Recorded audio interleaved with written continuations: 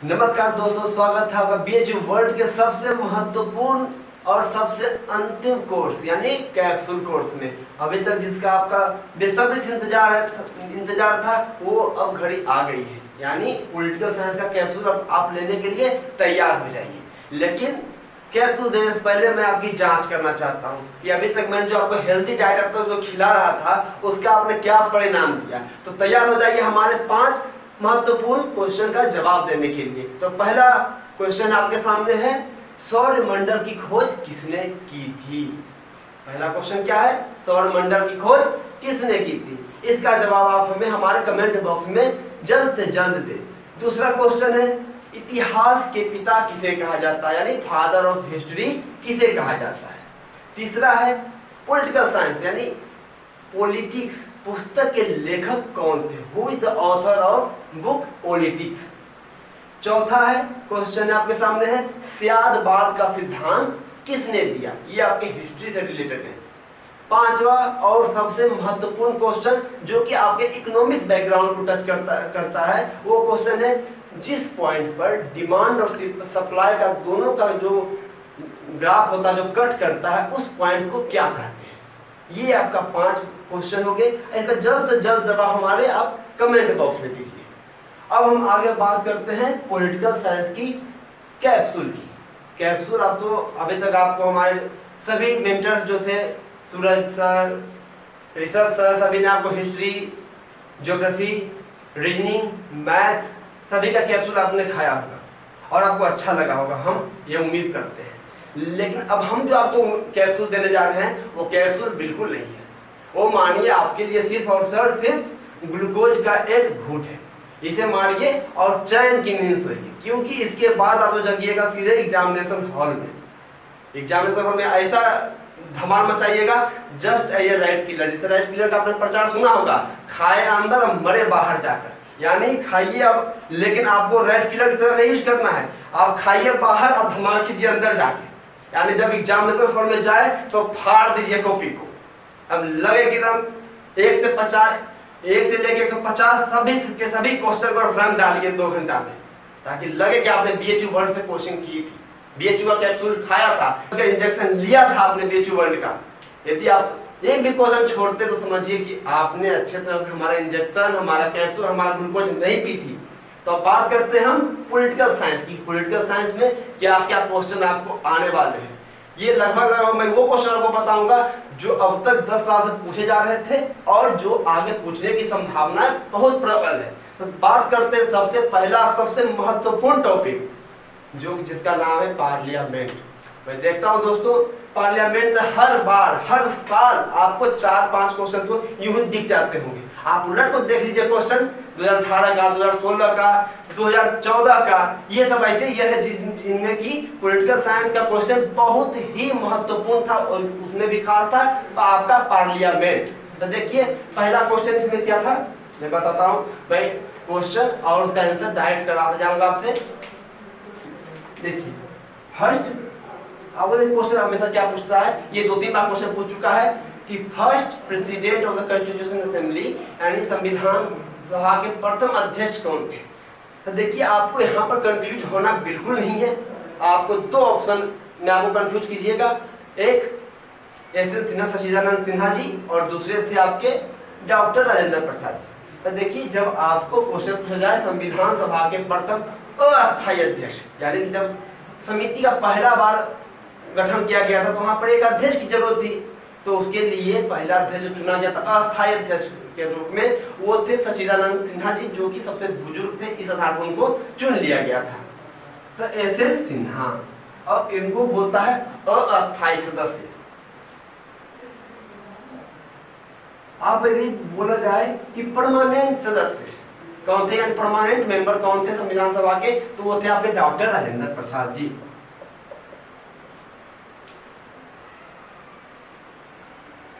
Doctor Rajendra Prasad.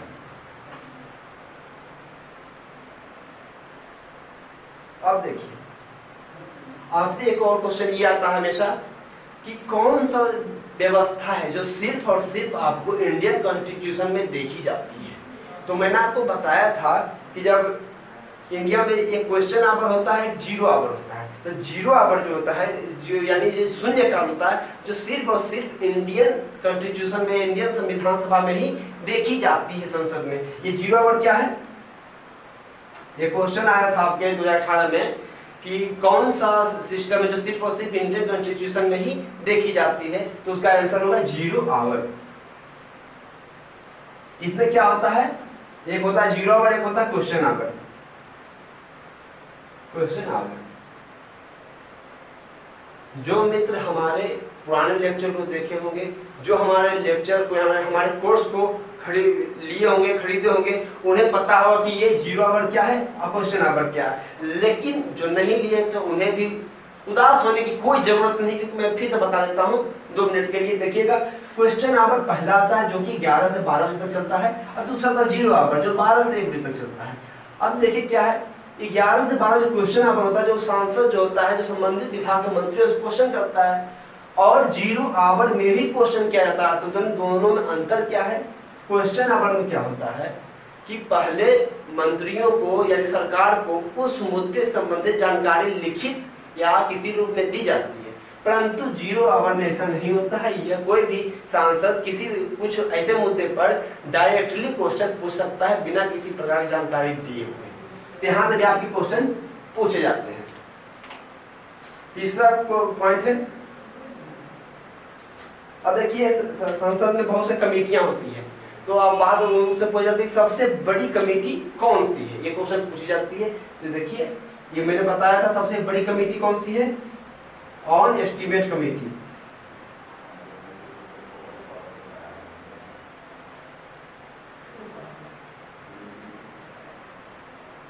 इसे बोलते हैं हिंदी में प्राकलन समिति, जिसके सदस्यों की संख्या होती है 30। यानी कि ऑन एस्टीमेट कमेटी संसद की सबसे बड़ी कमेटी होती है, उसकी सदस्य की संख्या 30 होता है। इसको आपको घुमा के 2-3 तरह से पूछ सकता है, सदस्य की संख्या पूछ दे या सबसे बड़ी कमेटी कौन सी है ये पूछ दे। और दूसरा होता है पब्लिक अकाउंट कमेटी।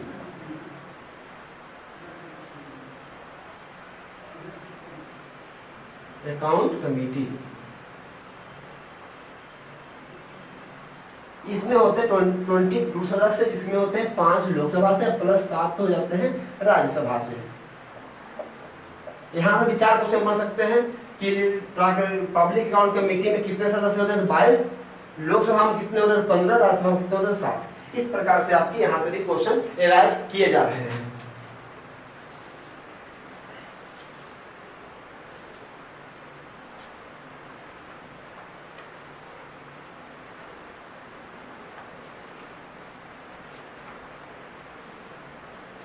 एक और महत्वपूर्ण क्वेश्चन मैं आपको बताना चाहता हूं, ये तो आप गांठ बांध दो, क्योंकि ये तो आना ही आना है, लगभग तय माना जाता है। क्योंकि आप उठा के देख लो 2-4 साल के क्वेश्चन हर एक साल ये पूछे जा रहा है, ये क्वेश्चन हर एक साल पूछे जाते हैं।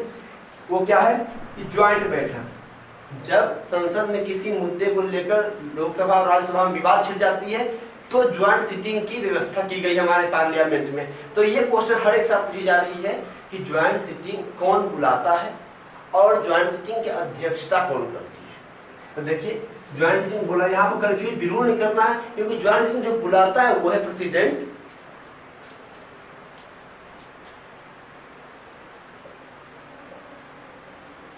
कौन करता है? कौन? प्रेसिडेंट यानी राष्ट्रपति, और उसकी अध्यक्षता जो करता है वो होता है स्पीकर। यानी लोकसभा के स्पीकर होते हैं। ये तो आपको हर एक साल क्वेश्चन पूछे जा रहे हैं, 2-3 साल आप दे सकते हो। 2018, 2016, 2015, 14 और 9 लगातार ये 5 साल से पूछे जा रहे हैं। इसलिए ये सब क्वेश्चन बहुत ही महत्वपूर्ण दृष्टि से आपके एग्जाम पॉइंट ऑफ व्यू से है। अब आगे बात करते हैं हम मनी बिल। मैंने आपको जब पढ़ाया था उसमें डिटेल से बताया था। देखिए ये सिर्फ और सिर्फ एग्जाम पॉइंट ऑफ व्यू से बता रहा हूँ। मनी बिल, ये मनी बिल के बारे में बताया था। अब क्वेश्चन क्या पूछा मनी बिल से कि मनी बिल, कोई बिल मनी बिल है या नहीं है, इसका प्रमाण कौन देता है। तो आपको ऑप्शन देंगे राष्ट्रपति, प्रधानमंत्री, लोकसभा अध्यक्ष या फिर लोकसभा अध्यक्ष या स्पीकर। तो इसका आंसर होगा स्पीकर। जो स्पीकर होता है वही फाइनल डिसाइड करता है कि कोई बिल मनी बिल है या मनी बिल नहीं है।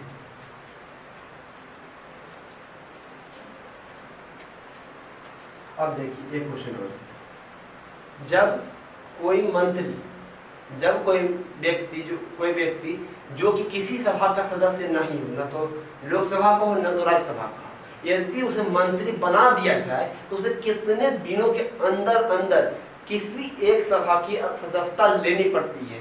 तो ये होता है 6 मंथ।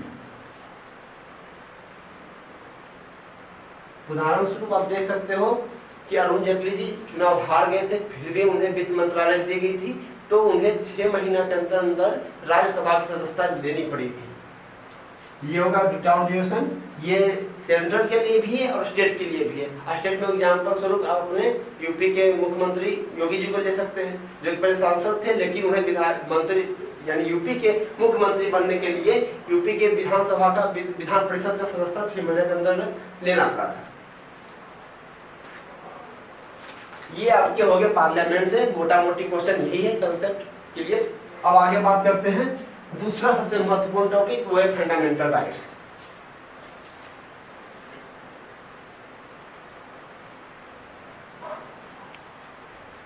आप इस कैप्सूल को इस तरह लीजिए ताकि आपको मजा आए। अब हमने इसको बहुत ही छोटे शब्दों में बताया और आप इसको कोई टेंशन मत लीजिएगा, बहुत ही एंजॉयफुल से लीजिए और बहुत ही इसको पॉइंट बाय पॉइंट, बस एक पेज में आप इसको अच्छे से लिख लीजिए ताकि आप घर से आने पर ट्रेन पर भी लेते आइए और मस्त बीएचयू के ग्राउंड में बैठ के इसको पढ़ लीजिएगा एक बार, ताकि आपको कोई समस्या न होगी और इसका इफेक्ट आपको एग्जामिनेशन हॉल के अंदर जरूर दिखेगा। अब दूसरा बात करते हैं फंडामेंटल राइट्स की।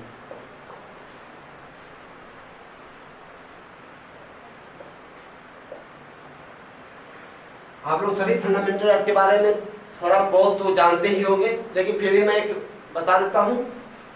देखिए क्वेश्चन इसे क्या क्या पूछते हैं कि समानता का अधिकार, स्वतंत्रता का अधिकार, शोषण के विरुद्ध अधिकार, संस्कृति शिक्षा का अधिकार, संवैधानिक उपचारों का अधिकार, इस प्रकार से अधिकार डिवाइड किए गए। तो आपको कुछ भी पूछ देगा कि इस आर्टिकल के बीच में क्या आता है या यह अधिकार किस आर्टिकल के अंतर्गत आता है। तो मैं बता देता हूँ छोटे छोटे शब्दों में आपको। राइट टू इक्वलिटी 14 से 18 में दिया गया है समानता का अधिकार। दूसरा है right to freedom,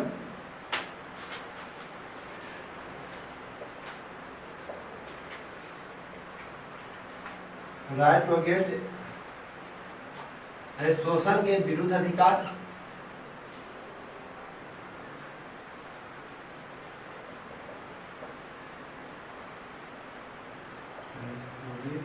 right to religious,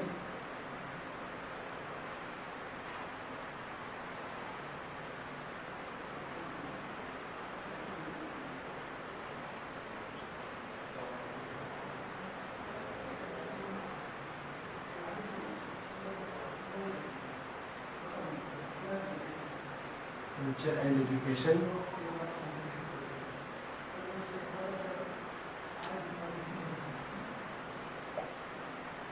और चौथा था संवैधानिक उपचारों का अधिकार।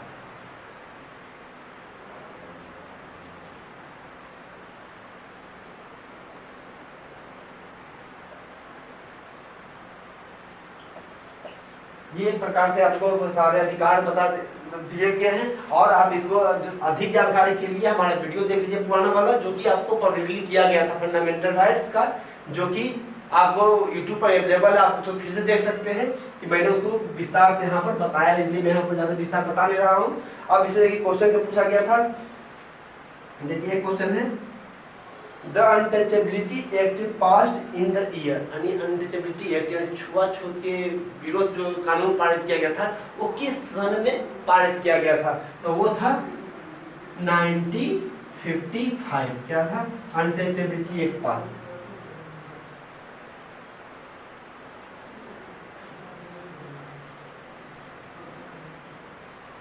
अनटचेबिलिटी एक्ट पास 1955 ये था। अब देखिए अगर क्वेश्चन और पूछता है कि पावर टू इंक्लूड और एक्सक्लूड ए कास्ट फ्रॉम, यानी कि एक जाति को शेड्यूल से अंदर ले सके या बाहर निकाल सके, इसका अधिकार किसे दिया गया है? तो वह है पार्लियामेंट को। यानी कि पार्लियामेंट चाहे तो किसी भी कास्ट को एससी में डाल सकता है या एससी से बाहर निकाल सकता है, या एसटी में डाल सकता है और एसटी से बाहर निकाल सकता है। ये अधिकार सिर्फ और सिर्फ किसे दिया गया है? तो वो है आपके सांसद यानी पार्लियामेंट। लेकिन आप लोग कभी कभी न्यूज में सुनते हो कि राज्य सरकार ने, यूपी सरकार ने या बिहार सरकार ने अमुक जाति को ओबीसी से एससी में डाल दिया या एससी से ओबीसी में डाल दिया। तो यह सिर्फ और सिर्फ उस राज्य के लिए नियम लागू होती है, पूरे देश के लिए नहीं, क्योंकि यह सिस्टम राज्य के नीति निर्देश तत्व में आता है कि यदि कोई राज्य सरकार चाहे तो जन कल्याण के लिए कुछ योजनाएं लागू कर सकता है इस आधार पर, परंतु ये मुख्य रूप से पार्लियामेंट के अधिकार में आता है। तो आप हमारा पब्लिक वीडियो फंडामेंटल है तो उसे भी एक बार देख लीजिए ताकि आपको और सारे क्लियर हो जाए क्वेश्चन। अब हम आगे बात करेंगे एक महत्वपूर्ण टॉपिक जो है प्रेसिडेंट। ये तीसरा महत्वपूर्ण है, इसे भी क्वेश्चन हर एक साल पूछे जाते हैं। अब देखिए किस प्रकार से क्वेश्चन पूछे जाने की संभावना आपको है। इसको बिल्कुल टेंशन मत लीजिए, आप अच्छे से इसको देखते रहिए और हमारे पुराने लेक्चर को भी रिवीजन करते रहिए, और जितने हमारे टीचर्स ने आपको कैप्सूल दिया है उसको आराम से खाइए और अच्छे से खाइए। इसके बाद हमने तो आपको हेल्दी फूड भी खिलाया ही है अपने लेक्चर्स में, उसको भी अच्छे से ध्यान दीजिएगा। लेकिन जो लोग ने हमारा लेक्चर नहीं तैयार किया था, यानी जो नहीं खरीद पाए थे, उनको भी डरने की कोई बात नहीं है।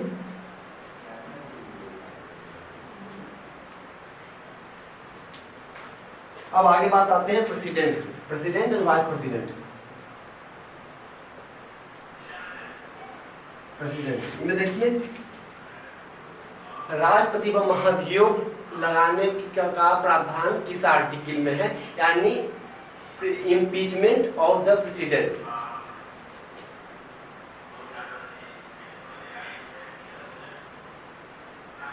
इम्पीचमेंट आर्टिकल 61 में है। अब देखिए क्वेश्चन पूछा जाएगा कि आपको दिया जाएगा कि इनमें से किनको which of the following are appointed by the president, यानी प्रेसिडेंट द्वारा किन किन की नियुक्ति की जाती है, या लिखा रहेगा कि इनमें किन की नियुक्ति नहीं की जाती है। तो आपको पता होगा कि प्रधानमंत्री, सुप्रीम कोर्ट के जज, इस सब की नियुक्ति सीजेआई की नियुक्ति कौन करता है? प्रेसिडेंट करता है। इसके अलावा जो नहीं करता है, इसके अलावा गवर्नर की नियुक्ति कौन करता है? तो प्रेसिडेंट करता है। तो आप इसको अच्छे से बार फिर पढ़ लें, आपको लिखा रहेगा कि इनमें किन की नियुक्ति नहीं करता है। इस आधार पर आप वहां भी क्वेश्चन कर सकते हैं। अब आते हैं बात ऑर्डिनेंस की। ऑर्डिनेंस मतलब ऑर्डिनेंस आप जानते होंगे अध्यादेश। जब सदन का दोनों सदन में से कोई एक सदन की कार्रवाई नहीं चल रही हो और एक ऐसे कानून की आवश्यकता हो, तो उस कानून को मद्देनजर रखते हुए राष्ट्रपति एक ऐसा इम्पीचमेंट यानी अध्यादेश ला सकता है। इसका उल्लेख किस आर्टिकल में है? आर्टिकल 123। अब देखिए, अब अगला क्वेश्चन क्या है, इसमें क्या महत्वपूर्ण है कि राष्ट्रपति किसी राज्य में, यदि राष्ट्रपति को लगता है किसी राज्य की संवैधानिक स्थिति गड़बड़ हो गई है, तो वह उस राज्य में किस आर्टिकल के अंतर्गत वहां राष्ट्रपति शासन लगा सकता है। तो मैं इसको फिर से अच्छा बता देता हूँ कि जब सेंट्रल इमरजेंसी लागू होती है तो वह सेंट्रल इमरजेंसी आर्टिकल 352 के अंतर्गत लगती है। सेंट्रल 352 स्टेट इमरजेंसी लगे, स्टेट इमरजेंसी 356 एक और होता है इकोनॉमिक इमरजेंसी, यानी आर्थिक आधार पर जब इमरजेंसी लगती है।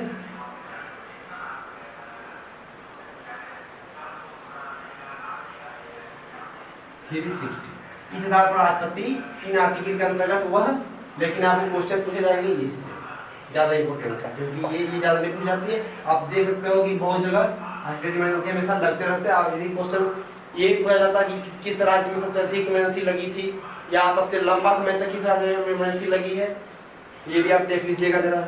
मैंने अब हम बात करते हैं कि प्रेसिडेंट ये हो गया। अब अब देखिए क्वेश्चन आपको यही पूछा जाएगा, जो कि देखिए आपके संविधान में वर्णन नहीं है, लेकिन देखिए किस प्रकार से रिलेटेड है आपको।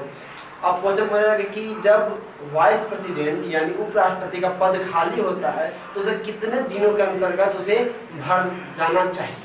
तो देखिए इसका उल्लेख संविधान में नहीं है, परंतु इसका उल्लेख है, क्योंकि जब राष्ट्रपति का पद खाली होता है तो उपराष्ट्रपति जो आपका होता है, जो राष्ट्रपति कार्य करता है, तो उस समय आपको उपराष्ट्रपति का पद एक तरह से खाली माना जाता है।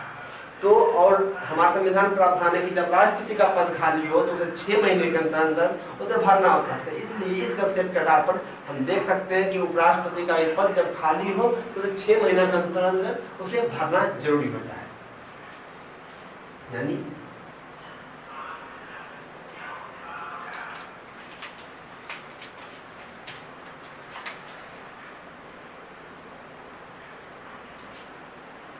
वाइस प्रेसिडेंट खाली 5 मंथ यानी 6 मंथ के अंदर आपको भरना जरूरी होता है, जब वो खाली दिखे तो। इस प्रकार आपको हो गया, आपको राष्ट्रपति और वाइस प्रेसिडेंट से लगभग यही क्वेश्चन पूछ जाते हैं, ज़्यादा डीपली जाइए, लेकिन हम तो कैप्सूल खिला रहे हैं तो इसमें सबको बता नहीं सकते, वही बताएंगे जो कि क्वेश्चन आने की संभावना है। इसके बाद हम बात करते हैं जुडिशरी की।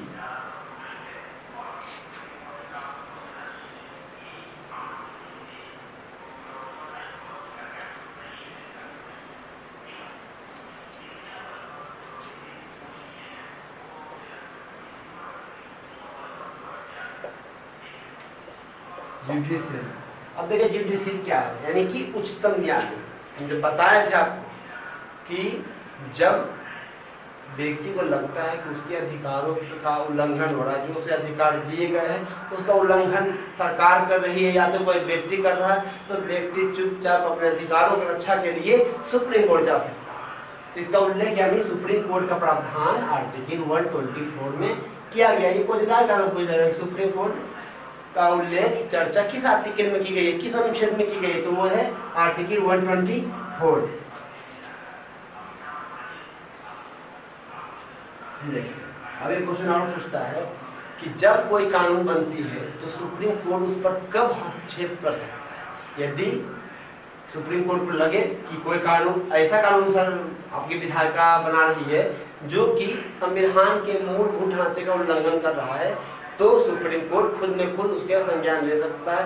या तो कोई व्यक्ति जब उसे लगे कि सरकार द्वारा बनाए गए अमुक कानून गलत है या किसी खास समुदाय के हित के लिए बनाई जा रही है या किसी खास समुदाय को दबाने के लिए बनाई जा रही है, तो वो व्यक्ति सुप्रीम कोर्ट के पास जाता है और सुप्रीम कोर्ट ये इसे गैर कानूनी घोषित कर सकती है।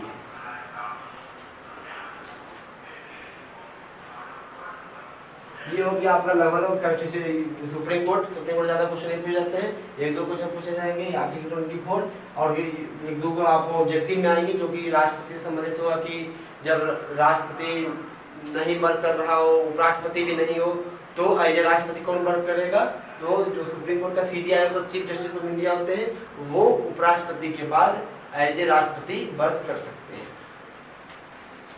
अब बात करते हैं पंचायती राज की।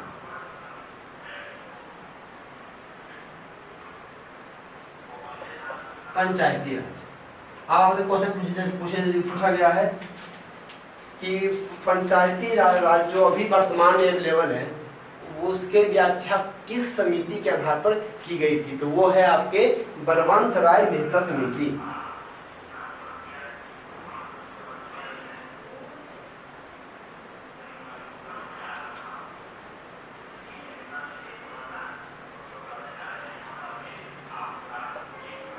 बलवंत राय मेहता समिति, इसका गठन 1957 में किया गया था। क्यों किया गया था? अब सरकार को लगने लगी थी कि सभी व्यक्ति जो ग्रामीण स्तर के हैं वो भी सरकार तक पहुंच नहीं बना पा रहे हैं, लेकिन शक्ति का विकेंद्रीकरण के लिए यानी सभी व्यक्ति छोटे छोटे लेवल के व्यक्ति भी सरकार तक अपनी पहुंच बना सके, इसलिए उन्होंने शक्ति के पृथक्करण के लिए यानी विकेंद्रीकरण के लिए एक ग्राम सभा का गठन किया, यानी कि त्रिस्तरीय सरकार यानी पंचायती राज का गठन किया गया, जिसमें पहली बार 1957 बलवंत राय मेहता जी का अध्यक्षता में कमेटी का गठन किया गया। इसे बलवंत राय मेहता समिति कहा जाता है। इन्होंने 3 स्तरीय यानी 3 टायर गवर्नमेंट की बात की, 3 टायर ये आपको क्वेश्चन ये पूछा जाएगा कि बलवंत राय मेहता समिति जो थी वो कितने टायर थी। जैसे कि आप एग्जाम्पल से दे सकते हैं, जब अशोक मेहता समिति आई तो वो था 2 टायर, लेकिन बलवंत राय मेहता थी 3 टायर। उसने क्या क्या था, ग्राम पंचायत,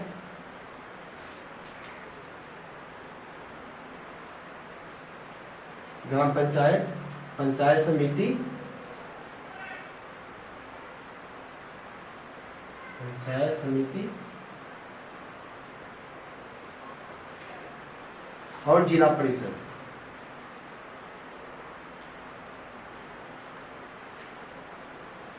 जिला परिषद ये था विलेज लेवल पर, ये था ब्लॉक लेवल पर, और ये था डिस्ट्रिक्ट लेवल पर। इस प्रकार से इन्होंने 3 बनाया जो कि अभी भी कार्यगर साबित है। दूसरा एक बहुत ही महत्वपूर्ण कमेटी थी, वो थे अशोक मेहता समिति।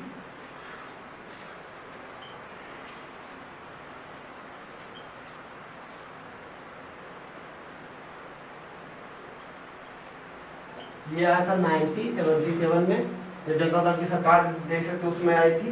इसमें इन्होंने 2 टायर दिया, जो कि एक था ग्राउंड लेवल और दूसरा था जिला लेवल। इन्होंने ब्लॉक लेवल छोड़ दिया, परंतु ये उतना कारगर साबित नहीं हो पाई, जो कि सिर्फ और इसी का आपको क्वेश्चन भी पूछे जाते हैं बलवंत राय मेहता समिति के बारे में। जिनके बाद पंचायती राज लगभग समाप्त मानिए। इसके बाद भी बहुत से कमेटी आए थे, JVK राव समिति, LM सिंघवी समिति, ये सब थे। अब क्वेश्चन आया कि सबसे पहला राज्य कौन सा था जहाँ की पंचायती राज व्यवस्था लागू की गई, तो वो था आपका राजस्थान। राजस्थान फर्स्ट था जहाँ की ये व्यवस्था लागू की गई। ये कब लागू की गई थी? 2 अक्टूबर 1959। क्यों 2 अक्टूबर? क्योंकि महात्मा गांधी का जयंती था। महात्मा गांधी का विचार था कि भारत की आत्मा गांव में बसती है और गांव को उद्धार के लिए योजना थी, इसलिए इसकी शुरुआत 2 अक्टूबर को किया गया। ये था नागौर, राजस्थान का नागौर जिला था, वहां पर 1959 2 अक्टूबर से स्टार्ट की गई। यहाँ का भी 2 क्वेश्चन बन सकता है आपका। क्या? पहला राजस्थान, जगह नागौर, और ईस्वी 2 अक्टूबर 1959। यहाँ से 4 क्वेश्चन आपके राइट हो सकते हैं। तो आप ये सब पंचायती राज से संबंधित देख लीजिएगा।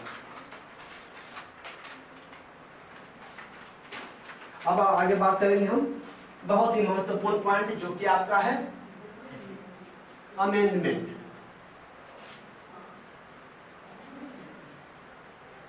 आप जानते हो कि अभी तक अमेंडमेंट 102, 104, 102 हो गए हैं, परंतु आपको क्वेश्चन एग्जाम पॉइंट व्यू से बस 5 से 10 ही पढ़ना है, जिसमें कि आपको जब भी आएंगे तो उससे ही 2-3 आएंगे। तो कौन कौन सा है आप एक बार ध्यान से देख लीजिए, कौन कौन सा अमेंडमेंट है।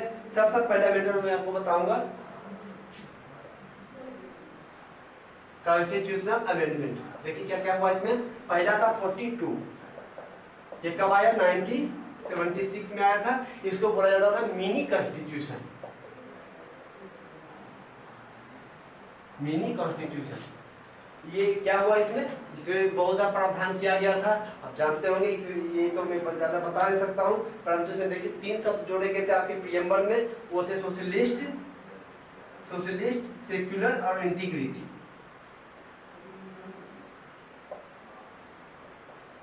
ये सब 3 शब्द जोड़े गए थे। ये भी क्वेश्चन पूछ सकते हैं आपको।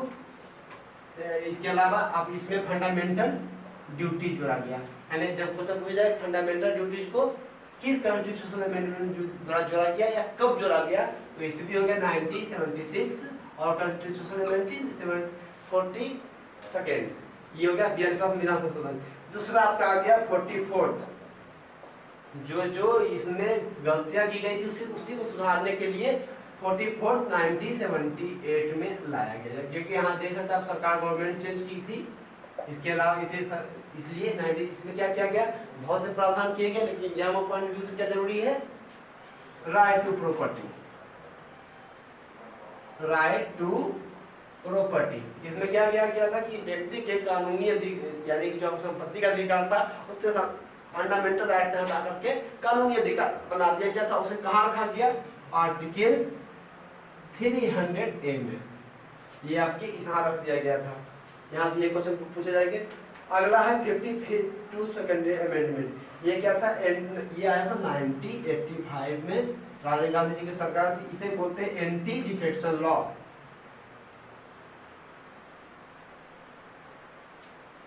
एंटी डिफेक्शन लॉ इसे क्या कहते हैं? दल बदल कानून, यानी कि जब कोई व्यक्ति एक दल को बदल दूसरे दल में जाता तो उसकी सदस्यता खत्म हो जाएगी। इसी के लिए बनाया गया था एंटी डिफेक्शन लॉ, ताकि सरकारें कुछ दिन टिके। ऐसा नहीं कि खरीद फरोख्त के चक्कर में सारी सरकार तुरंत गिर जाए। अब आता है 61st। देखिए मैं वही चीज बता रहा हूँ जो कि बहुत ही इंपॉर्टेंट है। अब इसमें भी आप नहीं काट लीजिएगा, कह रहे 42 भी है, 54 भी है, तो वो कोई याद नहीं करे।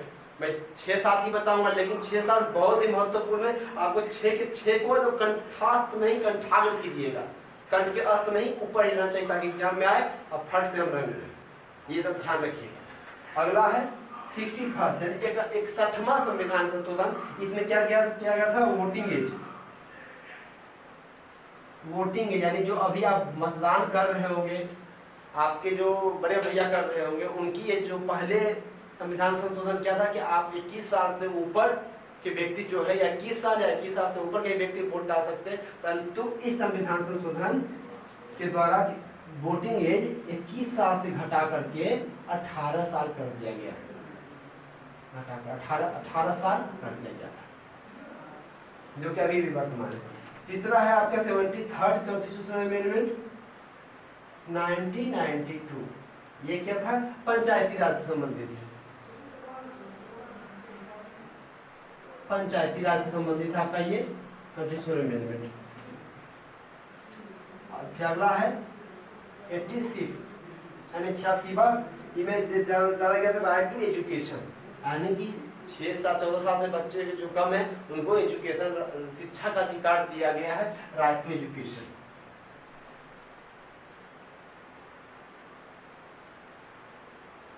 Right to education. और अगला है 101वां कॉन्स्टिट्यूशनल अमेंडमेंट 2016। आप लोग सब जानते होंगे क्या है? जीएसटी। इस बार आपका कॉन्स्टिट्यूशनल अमेंडमेंट खत्म हो गया। 1 2 3 4 5 6 बस 7 में बताया हूँ, 7 में से आएंगे तो इसी में से 1-2 आएंगे, बस आपको ज्यादा नहीं पढ़ना है।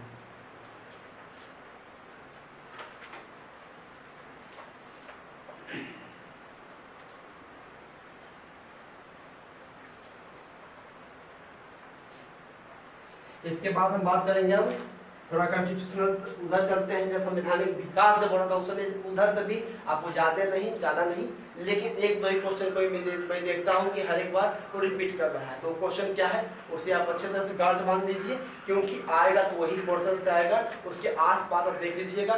ज्यादा आपको डीपली नहीं जाना है, क्योंकि यदि जो आपने जो भी तक डीपली पढ़ा हो वो तो आपके पास है ही, लेकिन एक मैं जो बता रहा हूँ, जो अभी तक मैं आपको इंजेक्शन लगा रहा हूँ, आपको कैप्सूल खिला रहा हूँ, आपको ग्लूकोज पिला रहा हूँ, वो सिर्फ और सिर्फ आपको माइंड को बूस्ट करने के लिए, ताकि आप उस समय एग्जाम में जाके तुरंत एनर्जी प्राप्त करें और तुरंत जाके अपना रिजल्ट दें। देखिए उसमें क्या है। पहला आया था 1909 में, 909 में। ये क्या था? मार्ले मिंटो रिफॉर्म इसको बोला जाता है।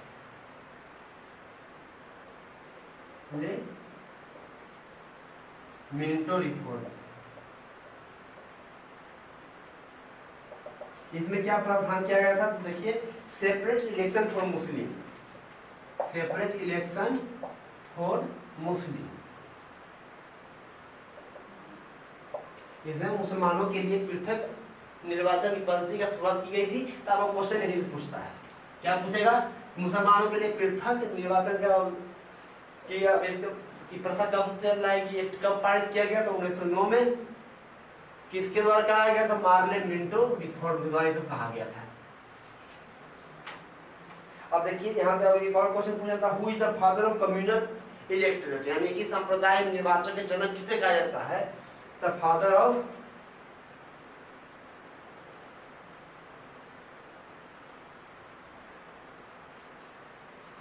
Communal electorate. वो कौन थे? लॉर्ड मिंटो, क्योंकि उस समय वाइसराय वही थे, इसलिए उनको कम्युनल इलेक्टोरेट भी कहा जाता है। Father of communal electorate Lord Minto कहा जाता है। यहाँ से भी एक क्वेश्चन पूछ सकता है, यहाँ से भी एक क्वेश्चन पूछ सकता है। अब देखते हैं एक और क्वेश्चन पूछा जाता है कि सिख, ईसाई, यूरोपियन, इन लोग के लिए सेपरेट इलेक्टोरेट की व्यवस्था किसके द्वारा की गई थी? इसको बोलते हैं हम लोग कम्युनल अवार्ड। ये 1919 में आया था। मॉन्टेग्यू चेम्सफोर्ड रिफॉर्म को बोला जाता है मॉन्टेग्यू चेम्सफोर्ड रिफॉर्म। इसके तो तहत क्या क्या गया था कम्युनल रिप्रेजेंटेशन बाय इलेक्टर्स इनमें सिख क्रिश्चियन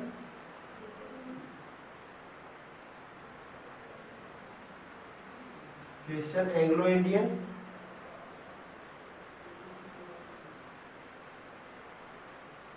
इन सबको पृथक इलेक्टोरेट दिया गया था। इसी को बोला था कम्युनल अवार्ड। कम्युनल अवार्ड इस प्रकार आप देख सकते हैं कि यहाँ से आपको 2 क्वेश्चन बनता है। कम्युनल अवार्ड कहा जाता है, मॉन्टेगी चेम्सफोर्ड रिफॉर्म कहा जाता है। इसके तहत आपको सिख क्रिश्चियन एंग्लो इंडियन और यूरोपियन को सेपरेट इलेक्शन के अधिकार दिया गया। यहाँ से जाकर क्वेश्चन भारी मात्रा में पूछे जाते थे हमेशा से। अब हम आगे बात करेंगे वो क्वेश्चन की जो कि आपके एग्जाम पॉइंट व्यू से ऐसे क्वेश्चन है जो कि आने तो वाले ही है, परंतु आपको किताब में ज्यादा मिला होगा नहीं। मैंने 1-2 लेक्चर इस पर लिया था। अब मैं आगे उसी को विस्तार में बहुत संक्षेप में बताऊंगा जो कि आपके एग्जाम पॉइंट ऑफ व्यू से काफी महत्वपूर्ण है, जो कि है पॉलिटिकल थॉट से। तो देखते हैं पॉलिटिकल थॉट से क्या क्वेश्चन आने वाले हैं वो।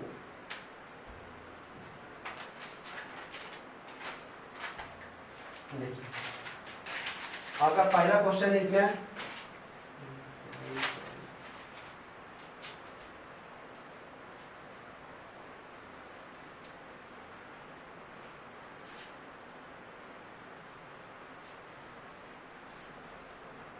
ठीक है। अभी तक मैंने आपको कॉन्स्टिट्यूशन से रिलेटेड चीज बता दिया जो कि मोटा मोटा आएगा। इसके अलावा आपको कुछ टॉपिक मैंने छोड़ दिया है जो कि आपको विस्तार से, इससे हमेशा क्वेश्चन आने की संभावना नहीं रहती है, परंतु फिर भी आप या तो बुक से या तो हमारे जो हमारे छात्र रह चुके हैं वो हमारे लेक्चर्स को फिर से सुने और अपने नोट्स को पढ़ते। उसमें क्या क्या था, गवर्नर,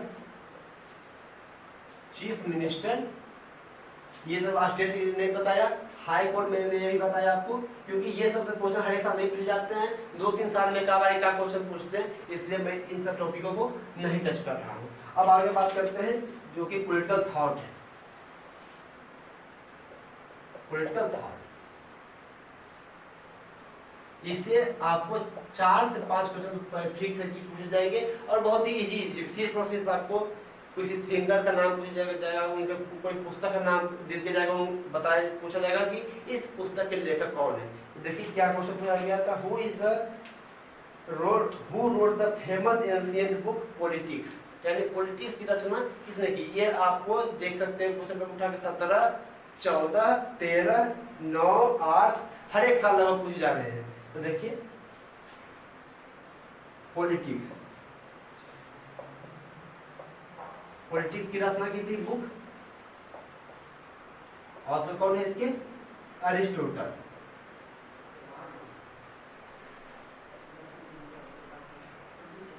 अरस्तु। दूसरा देख सकते हैं, देखिए ये किसने कहा था, politics is the struggle of power, यानी कि राजनीतिक शक्ति के लिए संघर्ष है। यह किसने कहा था, H J. Morgenthau. Politics is struggle for power, struggle for power, ये कौन बोलते, एच.जे. मर्गेनथाउ।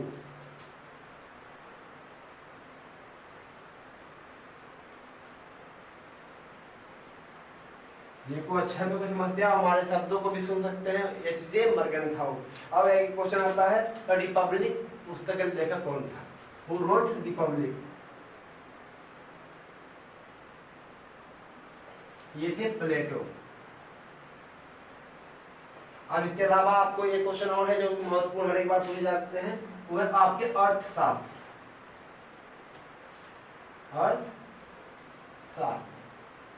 ये कौन है, कौटिल्य या चाणक्य। ये आपको 3 पुस्तक में जब भी पूछेंगे तो यही पॉलिटिक्स, रिपब्लिक और अर्थशास्त्र, तीनों पूछे जाएंगे।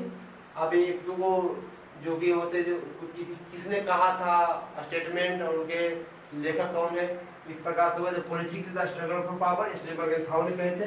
इसके अलावा क्या है, राजनीतिक दलों को विचारों का दलाल किसने कहा था, यानी ब्रोकर्स ऑफ आइडियाज। जो पॉलिटिकल पार्टी होते हैं उन्हें ब्रोकर कहा गया था, तो किसने कहा था, लॉवेल ने। एक महान दार्शनिक थे जिनका नाम था लॉवेल।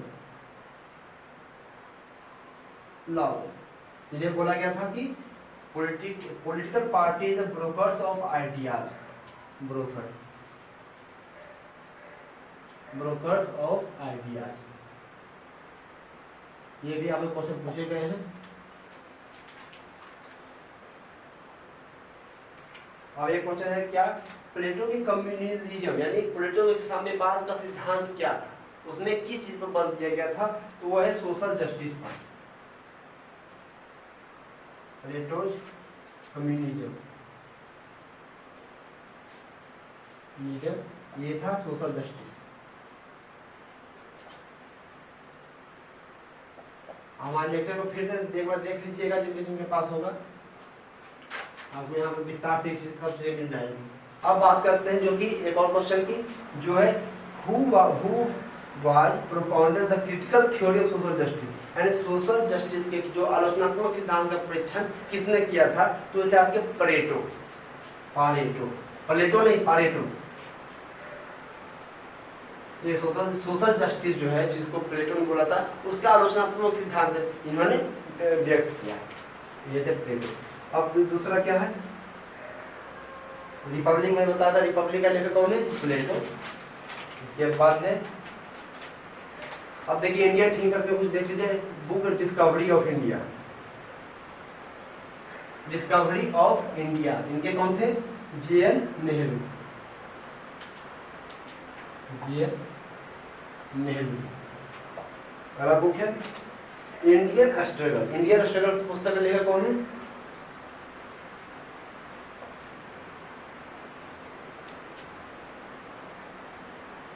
एस.सी. बोस। ये सब आपको इसी वो मैं क्वेश्चन बता रहा हूँ जो कि आपको एग्जाम पॉइंट ऑफ व्यू जो अभी तो 2-3 बार रिपीट कर चुका हूँ, या फिर जो आने वाला है। इसके अलावा अगला क्वेश्चन है, वैज्ञानिक समाजवाद के पिता किसे कहा जाता है, who is the father of scientific socialism, वो थे कार्ल मार्क्स।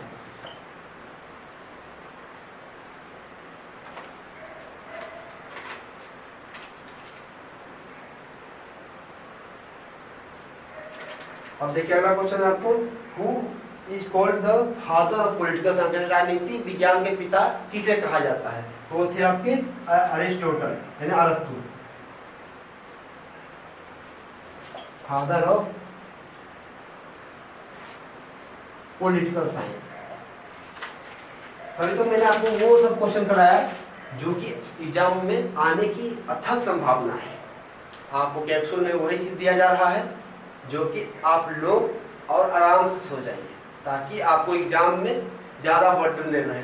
हमने अभी तक, हमारे सभी मेंटर्स ने आपको अभी तक जो भी एनर्जेटिक खाना खिलाया वो ज़्यादा इम्पोर्टेंट है, लेकिन ये वो चीज़ है जिस प्रकार खाने के बाद मिठाई का रोल होता है, यानी खाइए और आपका मूड अच्छा रहे, ये बढ़ती जाएगी और एग्जाम में आपको हमारी ओर से अथक संभावना है कि आपके परिणाम अच्छे होंगे। परंतु आपको जो भी इसे बताया जा रहा, हमारे जितने मेंटर्स हो गए, सूरज सर हो गए, ऋषभ सर हो गए, अक्षय सर हो गए, संदीप सर हो गए, जिन्होंने जो भी पढ़ाया है, परंतु आपको पूरे का पूरे 100% कंप्लीट करना होगा जो कि आपको कैप्सूल में दिया गया, क्योंकि यहाँ से आपको क्वेश्चन लड़ने की बहुत ज़्यादा संभावना है। आप देख सकते होंगे कि हम लोग का प्रेशर किस प्रकार से हम लोग परिश्रम करके इस पसीना में, इस गर्मी में आपके लिए दिन और रात मेहनत कर रहे हैं, ताकि आपका रिजल्ट अच्छा हो सके और आप बीएचयू में आए। हम बीएचयू में बाहें फैलाए आपके इंतजार में खड़े हैं कि आप हमारे से बीएचयू में आएंगे। हम आपके स्वागत के लिए काउंसलिंग डेट में रहेंगे, आपके एंट्रेंस के डेट में रहेंगे, हर एक जगह आपके सुविधा के लिए तैनात रहेंगे। बस एक ही गुजारिश आप लोगों से कि जो जो पढ़ाया जा रहा है उसको अच्छे से पढ़िए और हमारे चैनल को ज़्यादा से ज़्यादा मात्रा में सब्सक्राइब कीजिए, लाइक कीजिए और अपने उन दोस्तों को भी बताइए जिनको कि यह आवश्यकता है। नमस्ते, शुभ रात्रि।